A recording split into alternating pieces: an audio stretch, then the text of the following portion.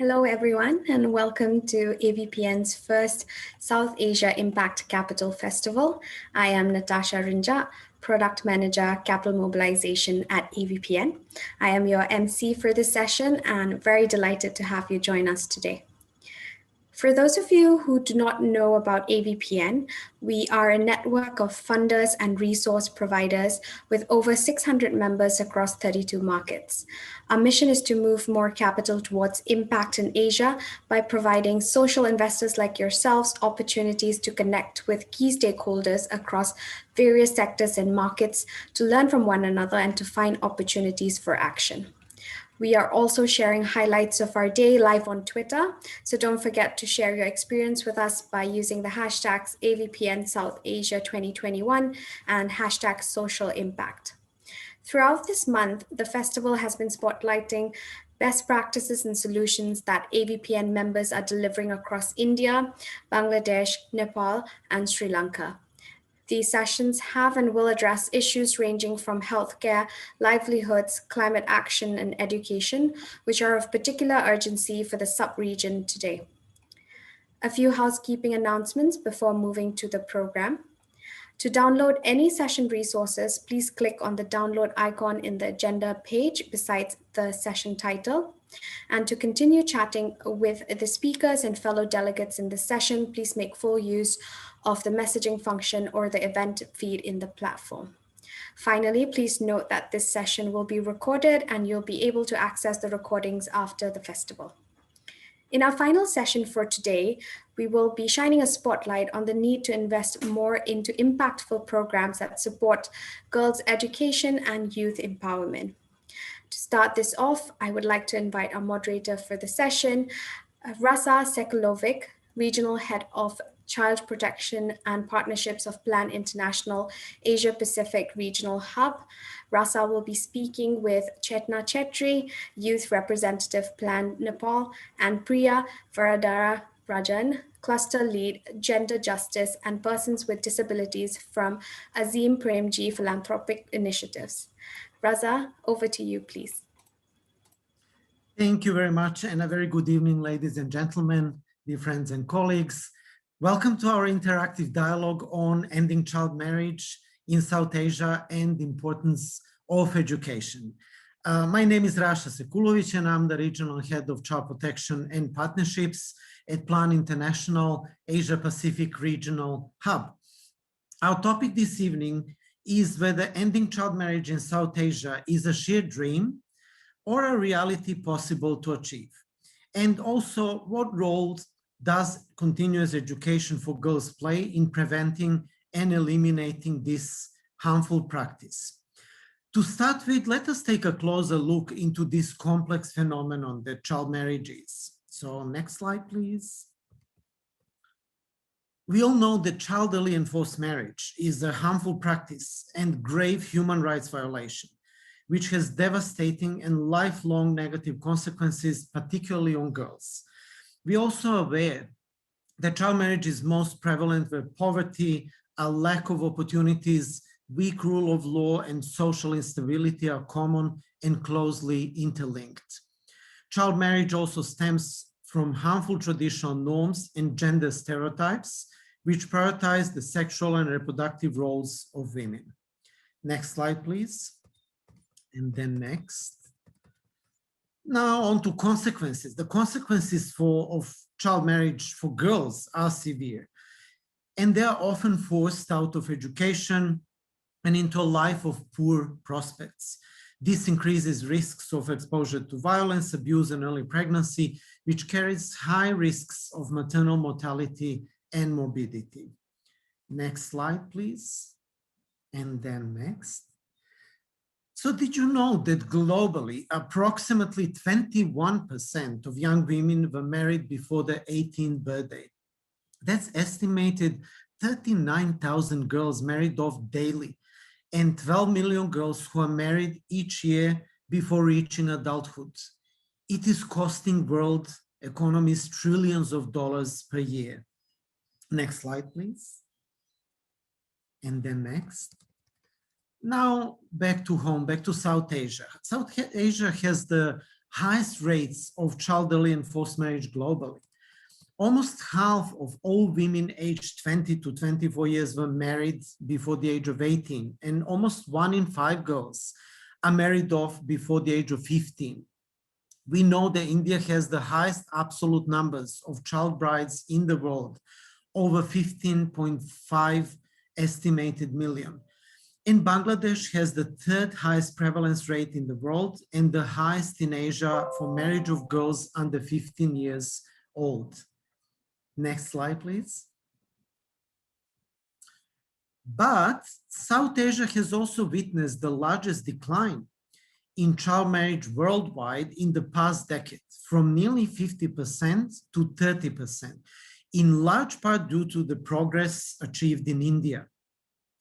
Increasing rates of girls' education, proactive government investments in adolescent girls, and strong public messaging around the illegality of child marriage and the harm it causes are among the reasons for this major and positive shift. Next slide, please. And then next again. Thank you. However, the COVID-19 pandemic is reversing this progress made so far in reducing child marriage, potentially resulting in an additional 13 million child marriage cases, and probably more, as a negative coping strategy worldwide over the next decade. We are acutely aware that many governments decrease their education budgets instead of doubling them. This threatens to further aggravate the situation, particularly for the most vulnerable girls and their families. And then finally, we know that if we want to eliminate child early and forced marriage by 2030, in line with the Sustainable Development Goals, the global progress needs to be 17 times faster than the rate of progress observed over the last decade. So that was a quick walk to remind us all of some key aspects of this harmful practice and how huge is this issue and how many millions of girls are daily being and women are being affected by child marriage. Now tonight, we have 2 distinguished speakers with us who will bring in some important insights to this hot debate. Is ending child marriage a shared dream, or can this dream come true? We have with us Ms. Chetana Chetri, a youth activist from Nepal, and Ms. Priya Varadarajan of Azim Premji Philanthropic Initiatives, who is the cluster lead on gender justice and persons with disabilities. So let us hear from Chetana first. Chetana, can you please tell us from your own experience of being a youth activist, what in your experience, in your opinion, is the most effective solution to end child marriage? And what role does education play in this struggle? So Chetana, let's hear from you. So hello everyone, I am Chetana Chetri, 16 years old activist from Nepal. I'm an activist of anti-child marriage campaign and I'm also a youth reporter. I write news articles and reports regarding the issue of child marriage in my community and society. As we all know, Nepal comes in the 3rd rank where child marriage happens the most in the entire South Asia.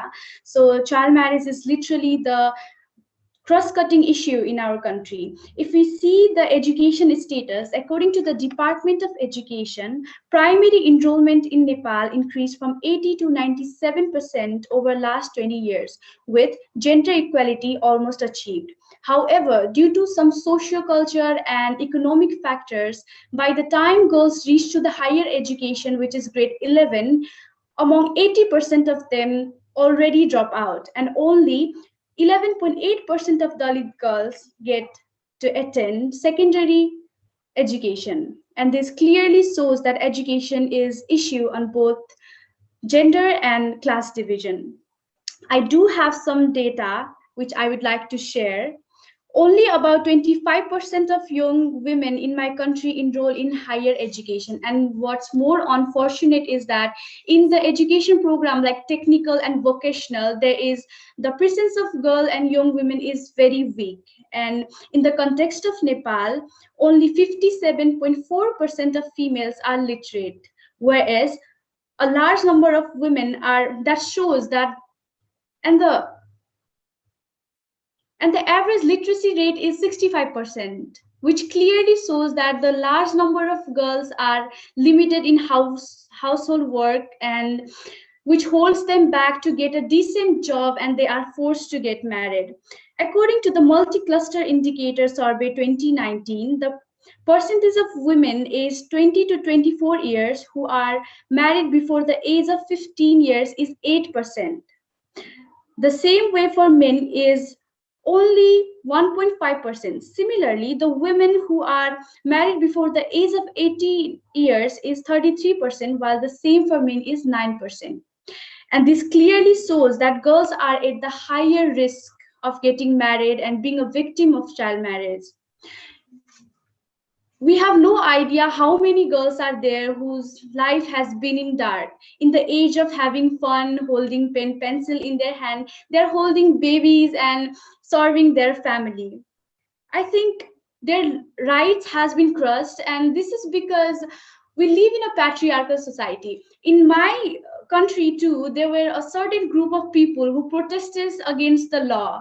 Their saying was they want their daughter to get married before 18, and they went against the law. They threatened our clubs. They challenged the authorities, saying that we need our daughters to be married before age of 18, because if they stay home for long, and their dowry will increase and nobody will marry them. They have the old patriarchal thinking that the girls should be in the household work, and if they will educate girls, it will be a waste, because in the end of the day they will have to go to their husband's house and do chores.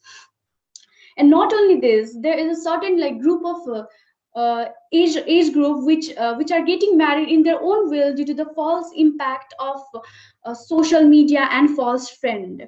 There are laws, there are so many efforts. Even we have been doing a lots of program, like submitting memorandums to the authorities, showing street dramas, rallies, and a lots of effort has been done, but it is still happening, and it still continues to happen because there is a lack of literacy. And we need to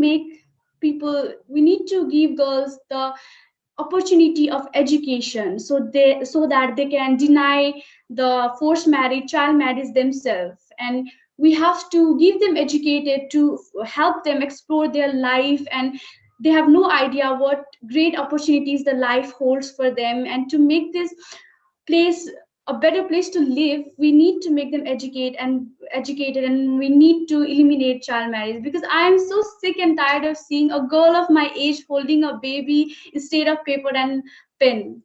That's my time for now. Thank you.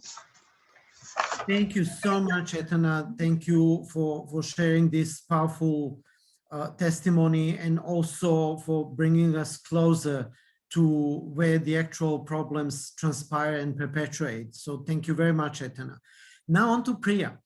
Priya, we are really keen to learn from you. How can a philanthropic organization and initiative like yours and many other ones, help to prevent and end child marriage? And what, in your opinion and in your rich experience, are the key steps along that journey? Thank you so much for having me. And I'm very, very excited to be here with Chetna particularly. Chetna, you are an inspiration. So at the Azim Premji Philanthropy, we work with several organizations that are working on issues of adolescent girls, and child marriage or trafficking for marriage or labor or commercial sexual exploitation really are at the top in terms of our priorities. They're very, very critical aspects, not just for us, but also on wider issues for girls and their overall development. So the efforts, for instance, that we put in is critical to the extent of funding as partners, but the original and actual work that goes from civil society organizations, from those change leaders, from young girls who have got collectivized and are actually working on programs. Some of our efforts in this whole landscape of eliminating child marriage itself is basically eradicating sheikh marriages in cities like Hyderabad, or working on this issue of child marriage in a very context-based specific cases in places like Vijayawada. Then the whole Devdasi system in North Karnataka and parts around there are also in some sense similar to the issue of child marriage. Then we also work with child marriage emerging from, say, neoliberalization in areas like Jharkhand with the tribal communities. Then we're working with child marriage issues, which are in a regular form that all of us are far more familiar in places like UP, Rajasthan, Haryana. So each aspect is different, and we feel that the needs have to be looked in completely from what is required from the community and for girls. But beyond all this, I think what we really need to be looking at child marriage is also to bring it from a very feminist approach on the issue and bringing the rights of the girl at the center of the intervention. Education itself, as we've all been speaking about, and also this panel is focused on, is a great latch to ensure that girls are in school, and most of the programs ensure that the girls stay in school till class 12. But I think it's very important that we start looking at what happens to girls after class 12, because is then marriage the next option logically, or are there other opportunities for girls? So opportunities beyond that is something that's very, very critical for us to see. How will we keep girls engaged in economic empowerment? Because economic empowerment, particularly from a gender justice lens, is very critical, because everything else otherwise is talking in thin air if we're not able to empower the individual completely and holistically. So what kind of skill and training can be provided without only the typical conventional forms of training, which we're also used to seeing, whether it's tailoring or beauty courses, but actually looking at non-conventional aspects of livelihood building and economic growth itself. If marriage and marriageable age, say in India today, is 18, and if that's going to be the step for ensuring that women or girls actually get married after 18, then are we just looking at girls as bodies to produce babies, or are we looking at them as future leaders and future people who are going to be making change in our own lives, bringing development, bringing far more leadership into governance? I think we should start looking at programs from that lens as well. So I think the pandemic, and Rasa, as you also spoke rightly, it has taught us that nothing is permanent, and rights are very, very critical for work.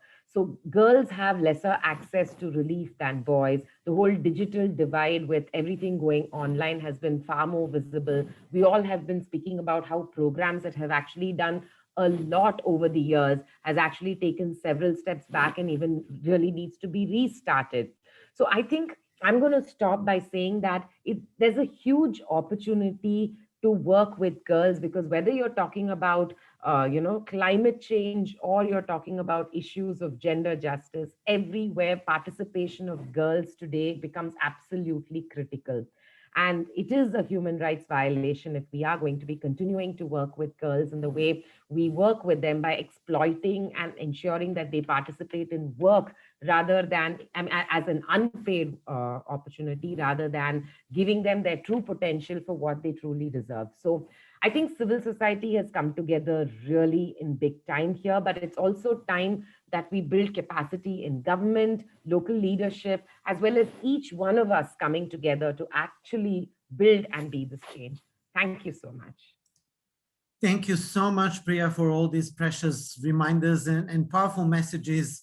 I think we are all awoken to those harsh realities, and perhaps, this pandemic and this situation of emergencies will bring us even more closely together and mobilize these efforts to make child marriage a history. Now we have this really unique opportunity to hear from a youth activist and from a representative of a philanthropic initiative. Now, I would really like to take and seize this opportunity by inviting Chetana back. And I would like to ask Chetana now, can you please offer your solution? You spoke a lot about the importance of education. Can you seek from Priya her advice, how this solution, keeping girls at school, ensuring continuous education, can best obtain support from a philanthropic initiative? And then let's see what Priya has to say. So please, Chetana. Okay, so data suggests that child marriage happens in most of the like uneducated and poor women's.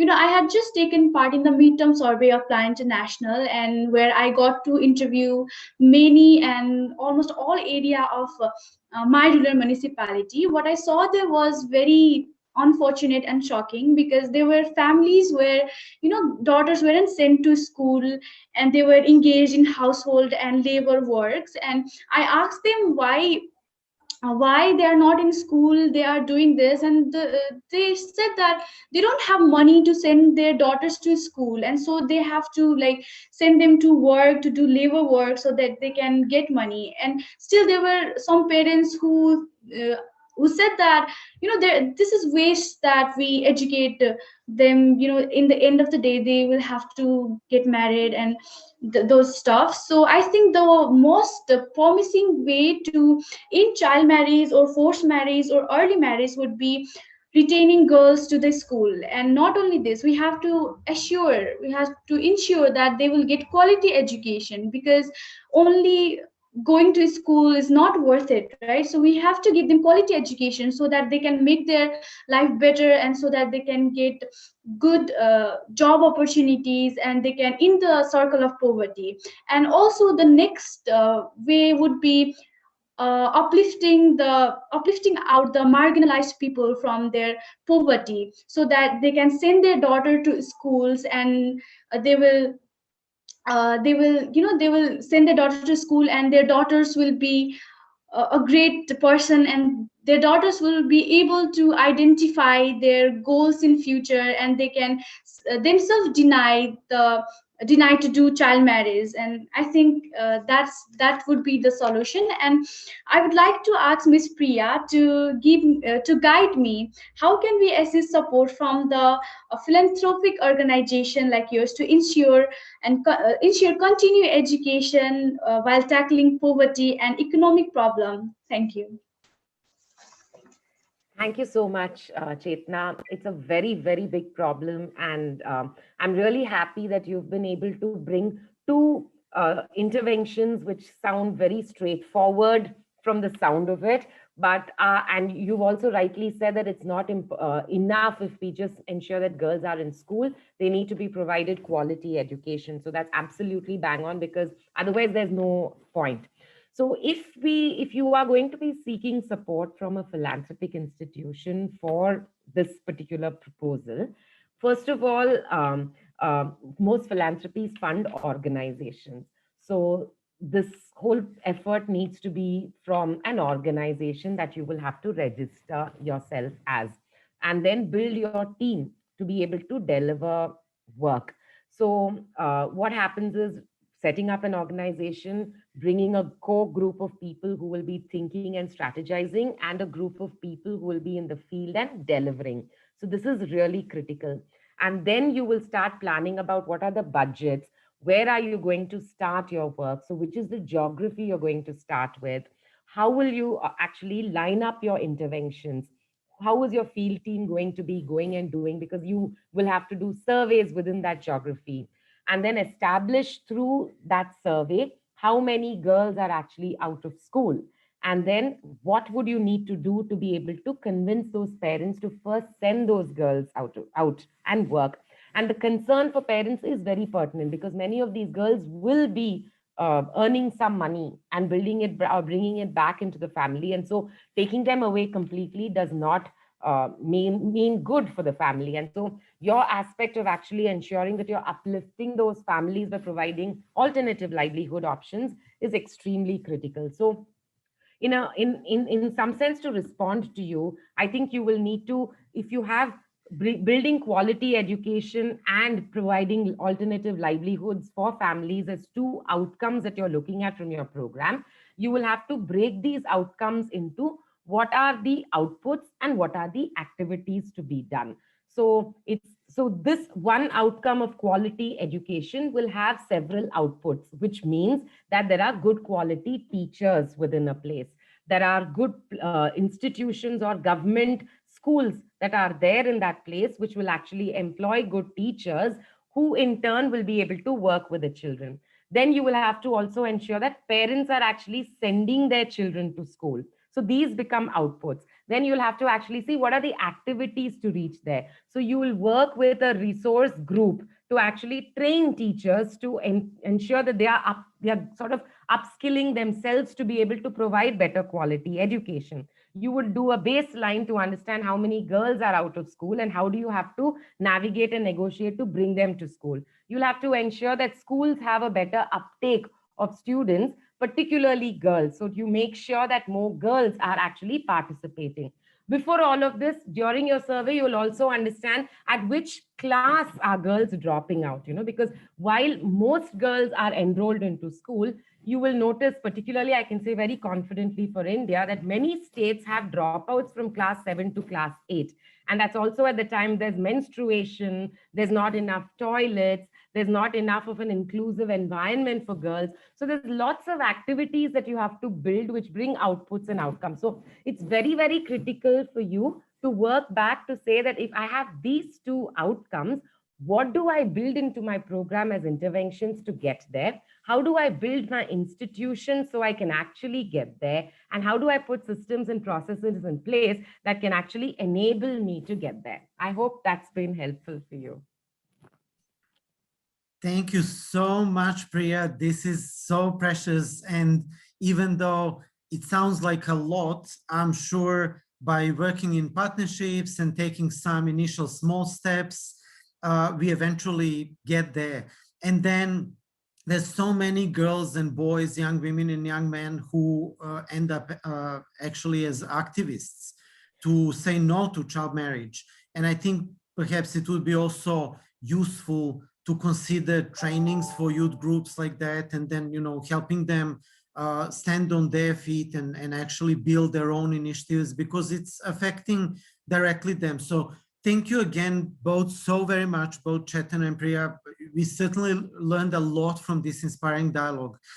And now back to you, dear friends, dear audience, with our key question. What do you think? Is ending child marriage and in South Asia just a dream? Or can we together make it a reality? And, I will leave this question with you to ponder on. Something's telling me we all believe that even though it may sound like a far-fetched vision, that, by working together, we can nail it and we can really end child marriage. And of course, thank you to everyone who thinks and believes that we can make a dream of ending child marriage in South Asia a reality. And that's the true spirit of good faith and strong commitment. However, we know also that this dream is not going to materialize out of thin air. And the good news is that, there's hundreds of initiatives and schemes being implemented across South Asian countries to make child marriage a history. I'd just like to give you a couple of examples out of many, many interventions supported by Plan International. And then in the next slide, we will see some very quick information about one of the many projects in Bangladesh. It's an initiative building a better future for girls that creates a district model in Kurigram to end child marriage through protecting girls from violence and mobilizing communities to shift their harmful norms and value girls and reach autonomy and self-determinations, many of those things that Priya spoke about. In the next slide, there's again a very quick reference to one major project in the south of India, Girls Advocacy Alliance, which is increasing access to secondary education and vocational training for vulnerable girls and young women in the states of Andhra Pradesh and Telangana. And then the next slide is telling us a little bit about an initiative, Girls Get Equal, in Nepal. That aims at preventing child marriage by keeping girls in school, strengthening economic opportunities for girls, and increasing knowledge on sexual reproductive health and rights among the young people. As you can see, a lot of combinations, a lot of combined efforts, but all of these efforts have education at the very core. And now towards the end of our highly interesting session that I hope will continue as an ongoing dialogue, allow me to invite you to view a short video from Nepal the Chetana's homeland, that says it all. The time is now. The time for girls and young people in general is now to learn and enjoy the childhood and youth. And then a little by little we build, and so that little becomes a lot. So let's see this inspirational video. Thank you. Sometimes I wonder what it means to be a girl. I think we like to look pretty. We do our hair, we do homework. But most importantly, we laugh, we learn, we play, and we dream. I am a girl with big dreams. I dream of becoming a pilot, an engineer, or even a prime minister. And when I grow up, I dream of a family with a man.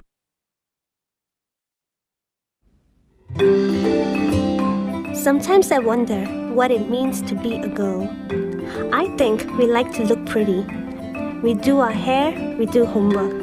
But most importantly, we laugh, we learn, we play, and we dream. I am a girl with big dreams. I dream of becoming a pilot, an engineer, or even a prime minister. And when I grow up, I dream of a family with a man that I love too.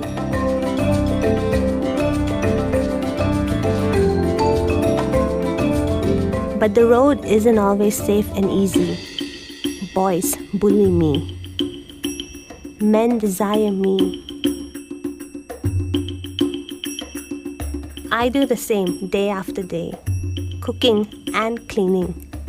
But the questions remain. I hear the whispers of my parents that my dowry becomes more expensive by the day.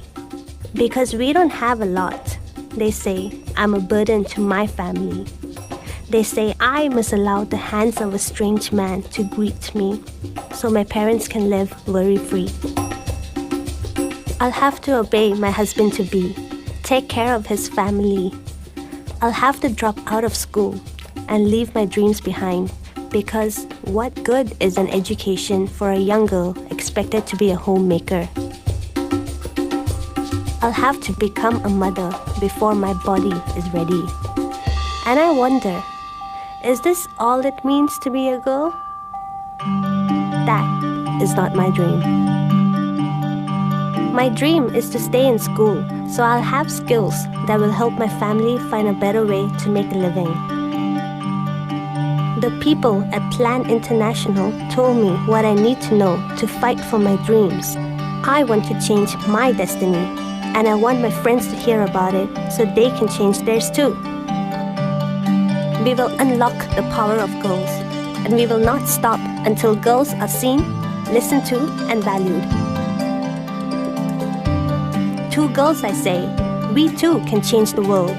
And to do so, we have to study, learn new skills, so we can choose who we want to be and when to marry. We can make a wave of change, not only in our lives, but for others in the community as well.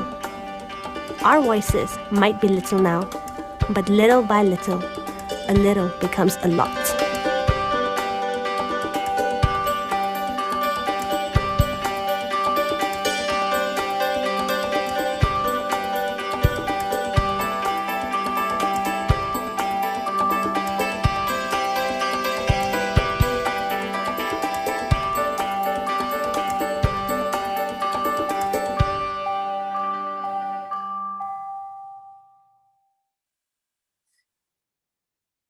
What a better way to, what could be a better way to finalize this dialogue? And as I said, hoping to have many continued dialogues and also actions stemming from this quick discussion, because there's so much more to be done and everyone can play a part.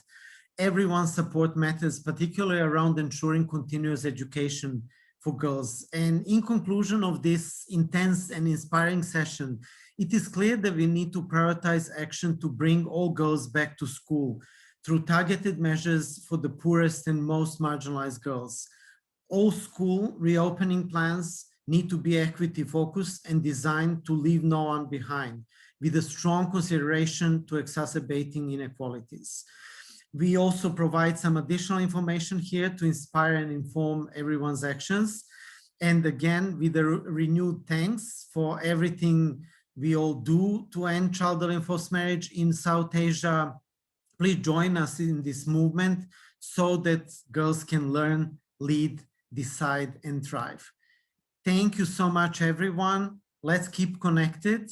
Let's keep engaged and energized, and together we are stronger, and we'll make child marriage a history one fine day. Thank you all again.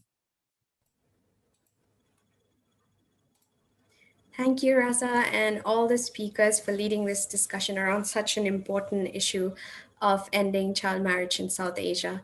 Chetna, thank you for sharing about the work that you're doing. And I want to say that you're such an inspiration, and I'm looking forward to seeing all the amazing things that you'll do. Priya, I also want to highlight what you said about keeping the rights of the girls at the center of any intervention. I thought that was very important, a very important reminder as we look at the many solutions and interventions out there. Raza, a big thank you again to you for your seamless moderation of this session. We have now come to the end of the first day of the final week of the South Asia Impact Capital Festival. The session is made possible with the kind support of our festival partners, Bill and Melinda Gates Foundation, Sesame Workshop India, the Rockefeller Foundation, #COVID Action Collab, VNV Advisory Services, the British Asian Trust, WPP India CSR Foundation, Catalyst Management Services Private Limited, and Sattva. To continue chatting with your speakers and fellow delegates in this session, please make full use of the messaging and meeting function of our festival platform. Do share your highlights of this session on social media, and remember to tag us using the hashtag AVPN South Asia 2021 and hashtag social impact. On Thursday will be the final and closing day of the South Asia Impact Capital Festival. The final day begins at 4 p.m. Indian Standard Time, and we hope to see you all there. You have been a great audience, and we hope you have enjoyed our festival thus far. We look forward to seeing you on Thursday. Thank you, and have a good night, everyone.